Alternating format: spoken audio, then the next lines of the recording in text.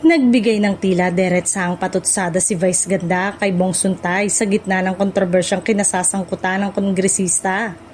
Ang nasabing pahayag ay nangyari habang nasa kalagitnaan ng segment na Laro-Laro Pick sa kapamilya noontime show Night Showtime. Naganap ang eksena habang nakikipagkulitan ang mga host sa isang contestant sa nasabing segment. Habang nagpapatuloy ang kanilang usapan, pabirong sinabi ni Vice na tila napunta sa contestant ang inis na nararamdaman niya. Pinag-iinit mo yung ulo ko, napunta sa'yo yung buwisit ko kay Bong Suntay.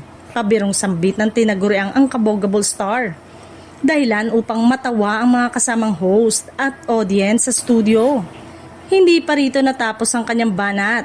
Dagdag pa niya, huwag mo na ipakita, baka ma-imagine ka pa niya, na lalo pang nagpasaya sa mga manonood dahil sa kanyang trademark na wit at timing sa pagpapatawa. Agad namang naging usap-usapan sa social media ang naturang pahayag ni Vice. Marami sa mga netizen ang nagbahagi ng clip ng eksena at nagpahayag ng kani-kanilang reaksyon tungkol sa kanyang patutsada. Sa kabila ng pagiging pabiro ng kanyang komento, hindi maikakaila na muling naging sentro ng atensyon si Vice Ganda dahil sa kanyang prangkang estilo ng pagpapahayag sa harap ng live audience.